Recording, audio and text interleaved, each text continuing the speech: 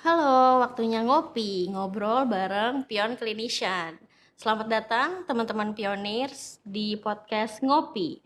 Ngopi adalah momen ngobrol bersama dengan ahli dan juga public figure untuk membahas mengenai dunia kesehatan mental dan juga ilmu psikologi. Saya Sarah, selaku host di episode ini, dan di episode kali ini kita akan membahas tentang apakah ini adalah sedih biasa atau aku depresi ya. Nah, bersama saya udah ada nih teman ngopi saya, Mbak Sri Wulandari, MC Psikolog.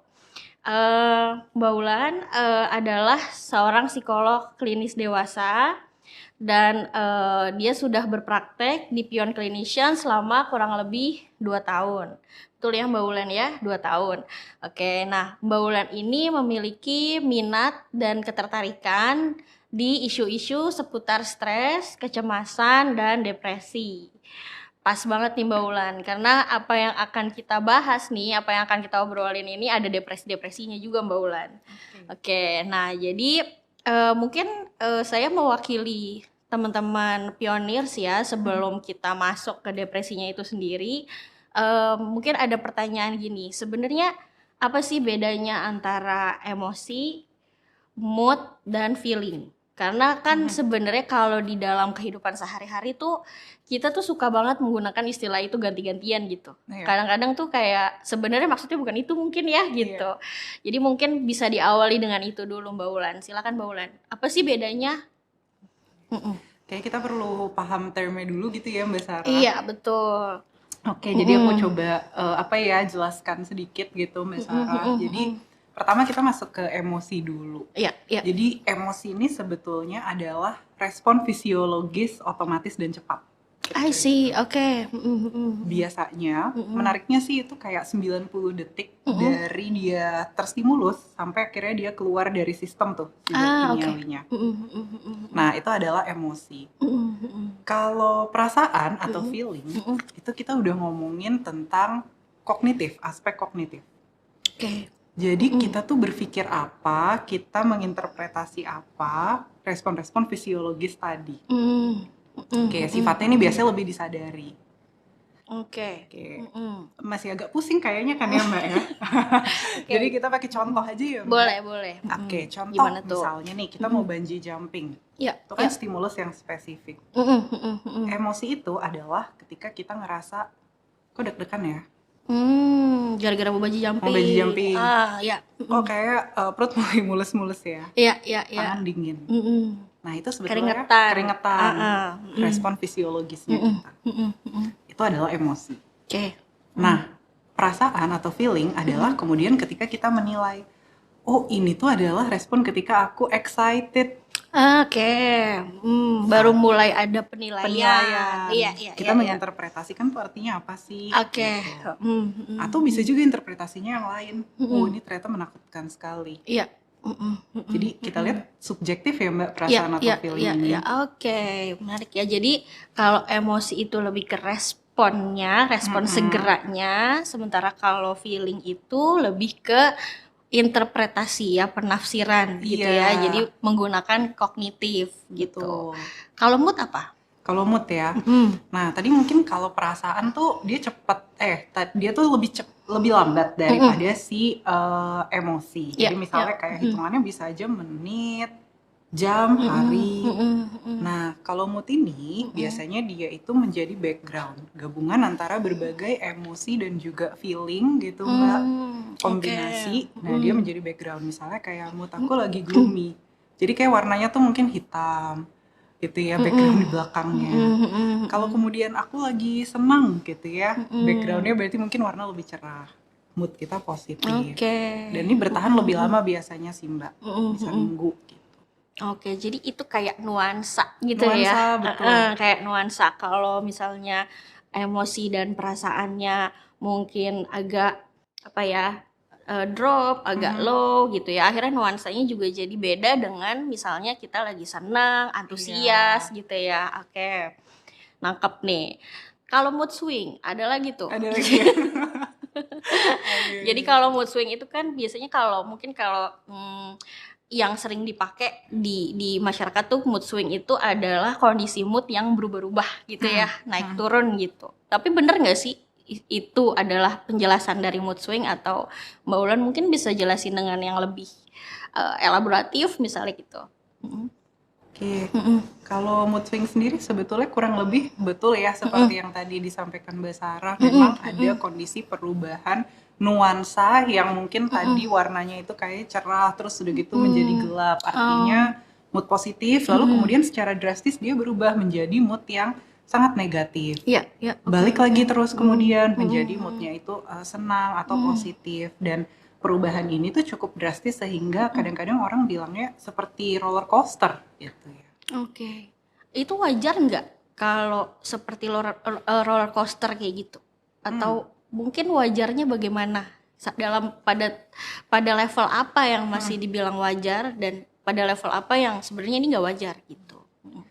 Kalau kita bilang wajar atau enggak, yang pasti sebetulnya semua orang tuh pernah Mbak mengalami hal itu. Oke. Kenapa? Wajar dalam arti semua orang pernah ngalamin. Oke.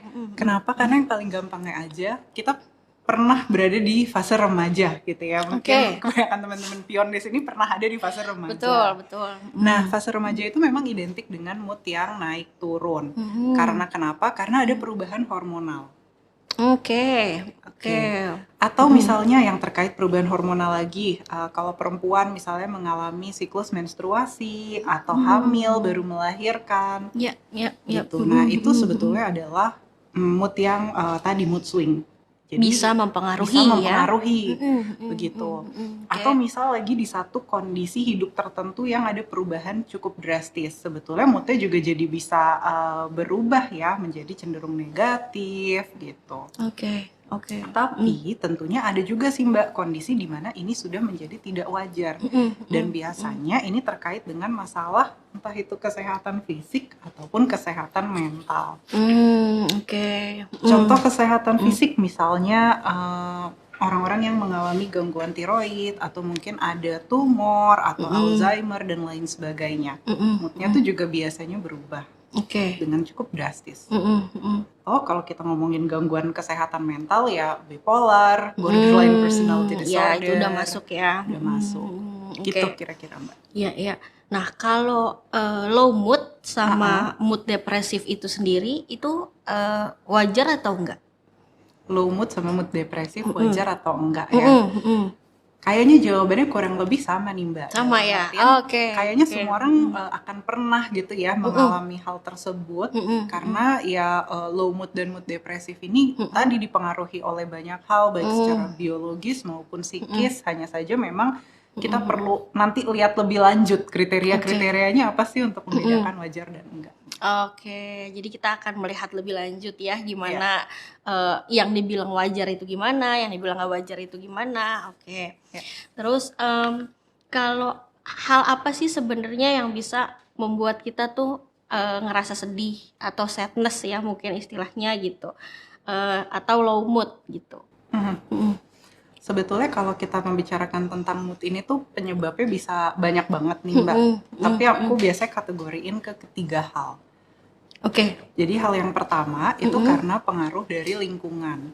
Contohnya pengaruh dari lingkungan. Kita tinggal di negara, alhamdulillah kita tinggal di negara tropis, banyak matahari. Iya. Nah, bayangkan kita tinggal di negara yang gloomy, dingin. Mungkin teman-teman yang ada di barat yang mengalami musim dingin, ya itu akan berpengaruh. Atau sesimpel kita nggak pernah buka kamar, semuanya digordenin. Iya. Ya, jadi lingkungan akan ngaruh. Kedua, kemudian adalah kita lagi ada di fase hidup yang seperti apa, gitu. Misal fase hidup yang kita lagi pindah deh dari negara yang tropis seperti ini ke negara yang super gloomy, kita nggak kenal siapa-siapa. Kita mungkin sekali mengalami low mood itu karena kan banyak ya pikiran, adaptasi yang harus dilakukan. Nah, yang ketiga itu adalah kondisi fisiologis. Jangan lupa itu juga ngaruh banget loh biasanya. Dalam artian kita saat itu ya, secara fisik lagi lapar, kurang tidur. Oke. Kebayang ya Iya, moodnya iya, ya Mbak? benar. Tapi banyak juga ya kayaknya, maksudnya mungkin Mbak Ulan juga di sekitarnya Mbak Ulan tuh ada yang kalau lagi lapar tuh mendadak jadi gelap gitu kayaknya. Gelap. Atau jadi kayak mungkin kalau istilahnya tuh jadi nggak mood buat Nggak ngapa-ngapain mood gitu. ya. Gitu Oke. sih Mbak. Oke. Kalau kita ngerasa sedih gitu ya, misalnya ngerasa sedih banget gitu, tapi kita nggak tahu gitu penyebabnya apa. Kan kalau tadi ada banyak faktor, misalnya kayak hormon, terus lingkungan gitu ya. Nah, tapi kalau sedih nggak ada penyebabnya, itu kenapa biasanya gitu? Penyebabnya macam-macam nih Mbak. Yang paling menarik menurut aku sebetulnya adalah kadang-kadang bukan nggak ada penyebab, tapi belum sadar Oh, oke. I see. gitu. Iya, Jadi iya, kayak iya. aku nggak tahu kenapa ya mood aku begini. Tapi setelah kita gali gitu ya, bisa melalui sesi konseling atau mungkin kita minta aja untuk coba direfleksikan atau coba kita bikin diary mood. Biasanya tuh jadi nangkep, oh ada nih pola sebab akibat dari mood aku begini karena ada penyebab A, B, C, D, E gitu. Jadi kalau misalnya kayak nggak ada sebab, jangan dulu langsung panik gitu sih Mbak Iya, Sarah. Yang iya. pasti seperti itu. Ya. Karena Jangan mungkin panik belum dulu kenal. ya. Tapi itu wajar. Wajar atau enggak? Ini lagi-lagi nih nanyain wajar atau Wajar enggak. nggak? Karena itu jadi apa ya? Kayak benchmarknya gitu kali ya. Iya. Itu wajar atau enggak gitu. Kalau dibilang wajar, sebetulnya kalau orang-orang nggak mengetahui gitu mungkin ya bahwa ini tuh ada hubungan sebab akibat, belum aware, cukup wajar kok Mbak. Dan di dalam sesi konseling itu biasanya akan dibantu untuk kita mengenali. Tapi Oke. ada juga situasi di mana memang kita tuh sama sekali kurang bisa melihat gitu ya, atau mungkin kita juga setelah kita gali-gali kayaknya nggak ada nih kayak penyebab spesifik yang bisa kita pinpoint, ini loh yang menyebabkan aku moodnya jadi sedih, atau kayaknya ada penyebabnya tapi seharusnya tidak sesedih itu. Nah ini yang udah lebih tidak wajar dan biasanya arah ke gangguan. Iya. Jadi kalau udah nggak wajar tuh kalau misalnya sedih melulu gitu ya, mungkin dalam kurun waktu tertentu gitu ya. Iya. Kalau misalnya mungkin Mbak Wulan bisa sebut apa sih tanda-tandanya gitu ya, kalau sebenarnya kita tuh bukan sedih tapi lagi ada di fase low mood gitu. Oke. Jadi kayak kita lagi dalam fase depresif sebetulnya ya Mbak ya. Oke. Oke, kalau misalnya kita ngebedain sedih dan low mood, sedih tuh memang biasanya lebih singkat waktunya. Kalau low mood tuh lebih panjang gitu ya. Iya. Nah, terus Karena ini kan tadi kalau sedih itu kan respon ya. segeranya. Sementara kalau mood ini nuansanya Nuansanya, gitu. betul. Nah, kalau kemudian sekarang kita masuk ke yang berikutnya tadi, depresif, atau mungkin udah menjadi tanda gangguan yang lebih serius ya, seperti kayak misalnya gangguan depresi gitu. Biasanya kita bisa bedakan dari beberapa hal. Satu, yang pasti tadi penyebabnya tuh kita bisa lihat nggak sih hubungan sebab akibat. Apakah ini karena satu kondisi tertentu, misal tadi kita pindah gitu ya, tinggal ke luar negeri, jelas dong siapa yang moodnya itu juga nggak jadi bergejolak karena banyak tantangan. Tapi kalau kemudian kita tidak bisa mempinpoint penyebabnya, nah mungkin itu menjadi tanda bahwa sebenarnya ini bukan sekedar low mood aja tapi sudah masuk ke gangguan depresi. Oke. Yang pertama. Kedua, itu adalah terkait dengan persistensinya nih Mbak. Persistensi Maksudnya dari gimana tuh? Moodnya itu. Oke. Dari moodnya. Betul. Oke. Jadi misal kita sudah beradaptasi dengan baik di negara itu, kita udah nemu support sistemnya, terus mungkin musim juga sudah berganti. Kalau ini low mood, biasanya dia akan naik dengan sendirinya seiring dengan masalah selesai. Dia akan naik. Oke. Jadi kalau masalahnya udah beres, at least udah ada di depan sana tuh udah ada tahu mau ngapain gitu kali ya. Baru akan biasanya nuansanya akan mengikuti. Perlahan membaik gitu ya. Perlahan membaik. Oke. Tapi kalau depresi tuh biasanya nggak responsif tuh Mbak terhadap perubahan atau perbaikan-perbaikan dalam hidup. Jadi tetap flat. I see. Ya itu beda yang paling mungkin pioneers bisa menandai gitu ya, yang meng-highlight gitu, itu bedanya ya. Oke. Tapi ada nggak sih, maksudnya mungkin dari pengalaman yang Mbak Wulan praktek kah, atau mungkin sharing sama kolega gitu, yang kondisi yang kita tuh bener-bener nggak tahu tuh penyebabnya tuh apa gitu.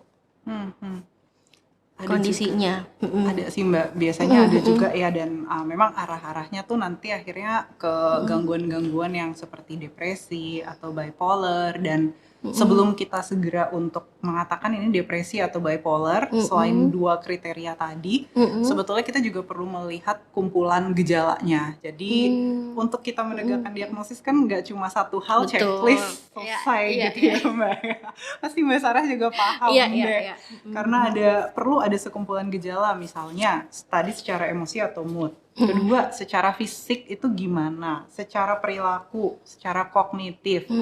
Kalau jumlahnya udah cukup banyak, kombinasinya berapa lama itu terjadi, ada durasi tertentu ya, biasanya 2 minggu gitu Mbak. Nah, itu baru kita bisa tegakkan gejala. Dan tentunya harus mengganggu juga di kehidupan kita sehari-hari. Iya. Gitu. Harus ada dampak yang signifikan gitu, baru kita maksudnya bisa juga melaporkannya lewat dampak-dampaknya itu dulu ya. Betul. Jadi keluhannya apa, riwayat-riwayat keluhannya gitu ya. Oke. Nah, tapi sebenarnya low mood sama depresi itu apa bedanya? Apa bedanya? Oke, kalau bedanya selain tadi persistensi gitu ya Mbak, terus kayak penyebab, kita juga bisa lihat kumpulan dari gejala-gejalanya. Jadi kalau depresi tuh tadi sebenarnya selain kita moodnya itu cenderung negatif, terus kemudian kita kehilangan minat akan hal-hal yang sebetulnya tadi kita sukai, atau even hal-hal positif itu rasanya sudah tidak positif lagi gitu. Kesenangan udah nggak positif lagi. Udah nggak positif lagi. Nah itu juga menjadi tanda. Kemudian perlu ada gejala lain juga nih Mbak, seperti misalnya perubahan pola tidur, entah tidurnya lebih banyak atau justru tidurnya semakin sedikit, atau pola makannya kita, jadi kayak makannya terlalu banyak atau terlalu sedikit gitu. Terus kita lelah terus, susah banget rasanya turun dari kasur, melakukan aktivitas apalagi cuma turun dari kasur aja udah susah sekali gitu ya. Terus kemudian kita juga biasanya tuh konsentrasi, memori terganggu, fokus, attention, perhatian ya. Betul, perhatiannya kita, dan biasanya juga menarik diri dari lingkungan sosial. Itu adalah tanda yang cukup umum. Tanda yang mungkin agak lebih alert gitu ya, ibaratnya sudah harus sangat aware dan berhati-hati sekali, adalah ada keinginan-keinginan untuk menyakiti diri atau mengakhiri hidup. Itu udah ekstrim berarti ya.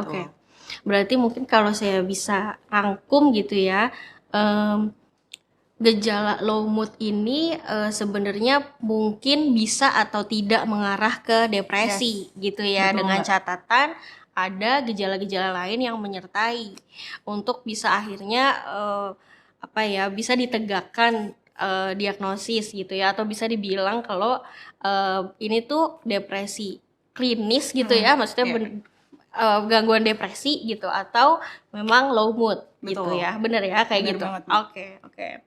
Terus selain itu mungkin ada tanda-tanda yang lain nggak? Maksudnya yang mungkin juga mungkin nggak hadir pada semua orang gitu ya, tapi cukup umum gitu. Biasanya sih pesimism gitu ya Mbak, jadi kayak ngelihat segala sesuatu tuh pesimis. Kacamatanya tuh merah, kacamata pesimis merah. Iya. Kalau gelas tuh setengah kosong aja liatnya ya. Benar. Terus akhirnya nanti mengarah kepada helpless. Aduh, kayaknya aku ngapa-ngapain juga nggak bakalan berbuah hasil yang aku inginkan. Sampai akhirnya hopeless. Gitu. Nah, hopeless ini udah dekat sekali kaitannya dengan tadi ya Mbak, keinginan untuk bunuh diri. Tapi apakah itu selalu, maksudnya rangkaiannya itu selalu diakhiri dengan hopeless, atau mungkin di depannya hopeless terus akhirnya jadi muncul rangkaian itu, kira-kira memungkinkan nggak? Mungkin ya. Oke, jadi itu bukan siklus yang semua orang kayak gitu ya, bisa. Betul. Yang mana depannya, yang mana belakangnya itu bener-bener khas gitu ya. Oke. Beda-beda setiap orang juga ya Mbak, tergantung dari resiliensinya juga sih nanti seperti apa. Iya, tergantung resiliensinya juga. Nah, terus bagaimana sih biasanya gitu ya respon tubuh kita saat kita sedih dan low mood? Apa yang terjadi gitu pada tubuh kita gitu ya saat kita sedih, saat kita low mood? Menariknya sih karena masalah kesehatan mental dan fisik itu kan satu rangkaian ya, Betul. mind and body gitu ya Betul. Mbak ya. Jadi apa yang ada di kepala kita ini biasanya juga tercermin dari bagaimana rasanya di badan kita. Iya. Nah, ketika seseorang ada dalam low mood atau mungkin ada dalam fase depresi gitu ya, mungkin di sini untuk membedakan depresi ini maksudnya gangguan depresi atau kayak kita bilang clinical depression atau major depressive disorder tuh gangguan depresi, gangguan gitu ya Mbak pokoknya ya.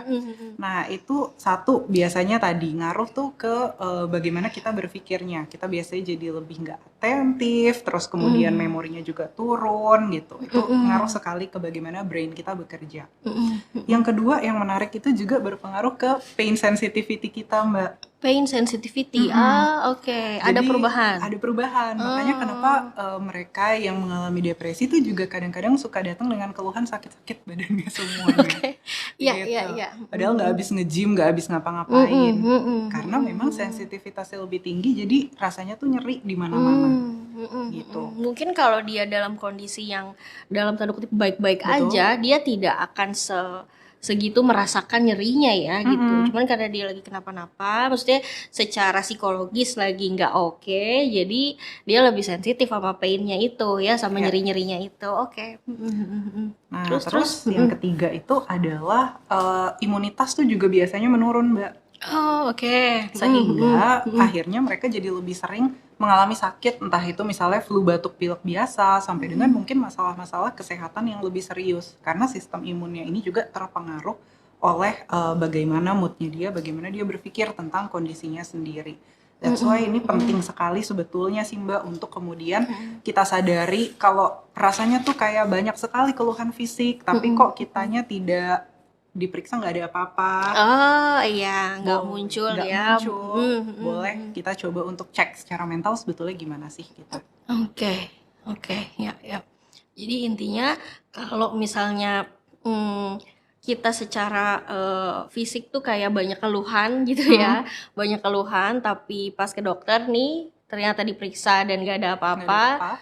Asumsinya sebenarnya itu mungkin masalah psikologis gitu ya. Dalam hal ini mungkin terkait mood, terkait mungkin gangguan depresi juga gitu ya. Oke, terus apa aja sih yang bisa dilakukan gitu ya? Maksudnya mungkin Mbak Wulan punya tips praktis kah atau punya ya berdasarkan hasil belajarnya Mbak Wulan gitu ya, yang bisa dilakukan gitu ketika kita merasa sedih dan low mood dan sedih. Oke, pastinya sebenarnya kita mulai dari yang simple-simple dulu gitu ya Mbak. Karena kalau nggak simple nggak usah biasanya yang ribet-ribet tuh nanti aja. Iya gitu. betul benar. Jadi satu adalah kalau kita ngerasa low mood, coba untuk refleksiin dulu. Jangan-jangan kita low mood tuh memang karena ada masalah, tapi kita nggak sadar. Oke, masalah, tapi kita nggak sadar. Oke. Kalau udah kenal masalahnya, yuk segera kita selesaikan supaya dia tidak jadi bergulung dan akhirnya mengarah kepada mood yang lebih rendah lagi. Gitu. Nah berikutnya setelah kita tahu oh ada masalah nih, boleh juga sih kita meminta bantuan kepada support system kita, karena itu juga mungkin akan membantu untuk kita lebih kuat atau kita jadi bisa dapat masukan gimana cara kita menyelesaikan masalah itu. Dan tentunya dapat opini gitu ya. Betul Mbak. Dan tentunya interaksi sosial yang bermakna ini tuh membuat kita juga moodnya menjadi lebih positif. Kita seneng kan? Oh iya. Nah, berubah tuh ya jadinya ya. Gitu kayak aku hari ini awalnya aduh cemas ketemu Mbak Sarah jadi seneng nih. Iya itu contoh ya. Contoh gitu Mbak. Jadi yang tadinya kita merasa mungkin agak gelap gitu ya, ketika kita ngobrol terus obrolannya bergulir gitu ya, nuansanya jadi beda gitu ya. Benar, betul banget. Oke. Nah yang ketiga adalah coba deh merubah situasi hidup yang tadi bermasalah. Misal ternyata yang bermasalah itu secara fisiologis karena kita tuh kurang tidur, terus kopi kurang tidur. Pasti pernah ada di situasi itu juga kan ya Mbak ya. Saya merasa relate loh. Ya. Nah moodnya pasti akan cenderung lebih rendah. Kita bisa coba atur prioritasnya supaya kita bisa cukup tidur, cukup makan, cukup istirahat, dapat matahari. Gitu. Matahari tuh di enggak sebenarnya sangat membantu sekali sih terhadap mood kita. Nah yang aku kemudian juga ingin tekankan adalah jangan lupa nih, hidup tuh memang banyak masalah ya Mbak. Udah pasti gitu. Iya, Pasti semua orang punya semua orang ya. punya, teman-teman pion juga pasti punya. Iya. Tapi jangan lupa bahwa sebenarnya hidup tuh juga ada manis-manisnya. Oke. Oke. Iya. Jadi Nggak be pahit melulu receptive. ya. Kayak kita harus terbuka juga, apa sih hal yang bisa disyukuri, hal yang Oke. menyenangkan, atau kalau nggak ada kita create gitu. Oke, bisa tuh ya Bisa jalanin meng-create hobi gitu. ya, kumpul sama temen, belajar hal baru, contribute ke sesama gitu sih, Mbak. Nah, itu kan tadi yang udah dilakukan. Misalnya nih, teman-teman pioneers udah melakukan itu, Iya. apa yang disarankan gitu ya oleh Mbak Wulan. Ternyata masih merasakan kayak gitu. Kapan sih waktu, mungkin kalau waktu yang tepat ya kapan aja tepat ya, tapi maksudnya kapan sih sebaiknya untuk pergi ke psikolog gitu? Apakah semuanya mesti dilakuin dulu? Apakah bagaimana tuh? Yang pasti sih Mbak, aku tuh percaya dengan kata-kata don't do self-diagnose, tapi do self-refer. Don't do self-diagnose, but do self-refer. Oke. Kenapa? Karena kadang-kadang kita tuh akhirnya udah pusing dengan berbagai macam googling, Bener. aku depresi Iya. gitu ya, ikut kuis-kuis yang Am I depressed gitu ya, yang kayak gitu-gitu. yang kayak gitu. Terus kita juga mungkin udah googling, melakukan berbagai cara, tapi mentok dan udah ganggu. Iya. Atau mungkin orang sekitar kita udah merasa bahwa kayaknya there is something wrong with you, ayo cari bantuan. Oke. Mungkin kita nggak sadar, tapi orang terdekat kita sadar. Gitu ya. Nah, mungkin itu saatnya kita untuk datang ke psikolog. Tapi memang aku paham banget sih Mbak, datang ke psikolog tuh butuh keberanian yang besar. Betul. Kadang ngerasa kayak nggak segede itu masalahnya. Iya. So, memang lebih cepat lebih baik sih, karena datang ke psikolog ini sebetulnya tidak hanya sebagai langkah pengobatan, tapi bisa jadi langkah pencegahan. Oke. Nah, kalau misalnya dia cuma low mood aja, nggak depresi, atau mungkin udah berdasarkan gejala tadi yang Mbak Wulan sampaikan gitu, yang kecentang cuma satu misalnya gitu ya, cuma low moodnya aja gitu yang tadi. Nah, itu apakah tetap efektif dengan sesi dengan psikolog atau gimana? Biasanya akan diapain gitu sama psikolognya? Tenang aja, nggak bakal diapain. Nggak bakal diapain ya? Gitu ya, pasti sih Mbak. Jadi justru tadi karena kita datang ke psikolog nggak hanya mindsetnya untuk pengobatan, tapi bisa untuk pencegahan. Justru sebetulnya low mood ini bisa jadi saat yang tepat untuk kita datang ke psikolog. Kenapa? Karena di situ sebenarnya kita bisa dibantu nih Mbak untuk mengenali pola apa sih yang ada di diri aku yang bisa menyebabkan aku menjadi rentan untuk mengalami misalnya depresi kalau masalahnya lebih berat lagi. Misal ada pikiran-pikiran kita tuh cenderung pesimis orangnya, atau perfeksionis banget, semua hal tuh harus begini, harus begitu. Begitu banyak hal nggak bisa dikontrol kan akan merasa aduh gagal gitu ya. Pola-pola itu tuh bisa dikenali, atau habit hidup yang sangat berantakan bisa jadi rentan mengalami depresi. So dengan kita datang ke psikolog sebetulnya kita mengenali resiko kita mengubah faktor resiko itu sehingga akhirnya kita tidak, ketika nanti ada stres datang, kita udah punya ketahanan yang lebih kuat. I see. Jadi kalau misalnya gejalanya even cuma low mood aja, kita bisa tetap ke psikolog dalam rangka pencegahan gitu ya. Betul sekali Mbak.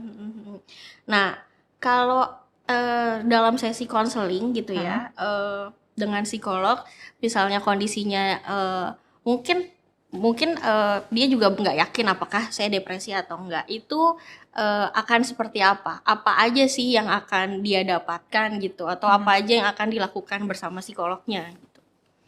Yang pasti ketika klien datang ke psikolog, yang pertama kali akan didapatkan adalah didengarkan tanpa judgement. Didengerin dulu ya. Didengarkan dulu tanpa judgement. Mungkin selama ini khawatir nanti kalau aku cerita kayak gini orang cemas nggak ya, orang mikir apa ya, dulu di kerjaan nanti aku dikira nggak perform nih, gitu ya, deg-degan. Datang ke psikolog akan dibantu untuk kemudian didengarkan dulu, divalidasi perasaannya, dan kemudian informasi itu sebetulnya diolah sih oleh psikolog untuk kemudian membantu klien mencari solusinya. gitu. Oke. Dan bentuknya memang melalui ngobrol, jadi kesannya kayak ngobrol-ngobrol aja gitu ya Mbak. Tapi sebenarnya kan nggak ngobrol-ngobrol aja. Ada banyak proses yang terjadi di dalamnya. Oke, terus kira-kira apakah bisa langsung ditentukan kah gitu? Maksudnya saya ini kenapa? Klien bisa dapat jawaban gak sih gitu? Langsung gitu ya, satu sesi. Bisa nggak dapat jawaban gitu? Iya. Jadi di sesi-sesi awal memang biasanya kita melakukan assessment dulu gitu ya Mbak. Dimana assessmentnya kita mengenali apa sih yang terjadi, kenapa, dan kemudian goalnya dari klien ini apa datang kepada psikolog. Karena goalnya tiap orang tuh beda-beda. Ada yang betul-betul cuma ingin didengarkan aja. Ada yang segera ingin dapat saran, dapat arahan aku harus kayak gimana gitu. Dan itu semua tidak ada yang salah karena keinginan klien ya tentu kita yang harus fleksibel mencoba mengikuti. Tapi perlu dipahami juga bahwa untuk assessment ini, apalagi untuk penegakan diagnosis, bisa jadi di satu sesi kita sudah mendapatkan gambarannya ini loh. Bisa juga kita butuh mencari data lebih lanjut. Oleh karena itu, biasanya kita membutuhkan lebih dari satu sesi seperti itu. Setelah kita assessment, kemudian kita masuk ke dalam yang disebut sebagai rangkaian treatment. Kayak gitu. Nah, treatment ini bisa konseling, psikoterapi. Gitu. Ini berarti setelah udah tahu nih ya, berarti udah tahu kan diagnosisnya tuh ini loh, gitu ya. Nah, di treatment ini kita biasanya dibantu untuk mengidentifikasi apa sih yang terjadi pada diriku, penyebabnya apa, pola bermasalahnya apa, gitu ya. Dan kemudian kita juga diajarkan skill apa yang bisa membantu kita untuk coping. Misalnya, kenapa tadi tidurnya malam terus? Karena prioritas hidupnya berantakan. Nah, ini kan berarti butuh skill tentang scheduling, tentang kemudian mengatur prioritas, bahkan mungkin skill untuk komunikasi asertif gitu. Karena semua hal diiyain. Pada akhirnya jadi low mood juga jadi low mood karena capek gitu betul. Atau mungkin relaksasi, itu juga bisa diajarkan. Jadi di treatment ini sebetulnya intinya seperti tadi sih Mbak. Gitu. Baru terakhir kita masuk ke bagian evaluasi. Kita evaluasi sudah sejauh apa progresnya, adakah isu yang belum teradres, atau mungkin ada hal-hal lain yang isu ini ternyata udah selesai nih Mbak. Tapi aku kayaknya di hal lain ini ternyata baru sadar nih juga bermasalah. Gitu Mbak. Waduh, ini jelas banget nih penjelasannya Mbak Ulan ya. Mudah-mudahan teman-teman pioners yang saat ini menyimak itu nggak ngeri-ngeri sedap gitu loh kalau misalnya ke psikolog gitu, iya kan? Betul. Nah, terus mungkin ada pesan-pesan terakhir atau maksudnya apa sih yang Mbak Ulan mau sampaikan terkait konseling juga boleh atau terkait topik misalnya terkait depresi dan low mood. Oke, mungkin kalau pesan dari aku adalah bagi para teman-teman pion yang kemudian mau melakukan konseling, jangan dulu keburu takut atau panik, karena sebetulnya proses konseling ini proses yang kolaboratif ya. Klien juga bisa kasih input, psikolog kasih input, tapi kita geraknya sama-sama. Karena kalau nggak gerak sama-sama, nggak mungkin akan ada perbaikan. Mungkin gitu sih. Nggak dibiarin sendirian, tapi kitanya juga harus bergerak. Betul. Gitu ya. Wah, nice banget nih ngobrol-ngobrolnya ya sama Mbak Ulan. Mungkin teman-teman pioners juga udah menyaksikan dari awal. Mudah-mudahan teman-teman juga merasa terbantu, merasa sesi podcast ini bermanfaat, episodenya bermanfaat. Nah, kalau misalnya teman-teman merasa episode kali ini bermanfaat, banyak kebantu, banyak insight yang muncul. Nah, teman-teman bisa download dan share link podcast ini ke orang-orang di sekitar teman-teman yang teman-teman juga pengen nih mereka merasakan manfaatnya gitu. Nah, tapi kalau misalnya teman-teman merasa teman-teman membutuhkan nih kayaknya sesi konseling, mungkin masalahnya low mood atau masalah yang lain, masalah depresi, teman-teman bisa kontak kemana, Mbak Ulan? Bisa langsung ke Instagramnya Pion di @pionclinician, silahkan dikepoin, di situ ada berbagai nomor untuk langsung membooking sesi. Jangan lupa ya Instagram @pionclinician. Kalau begitu saya sudahi untuk episode kali ini dan sampai ketemu lagi di episode yang lain ya. Bye-bye. Bye.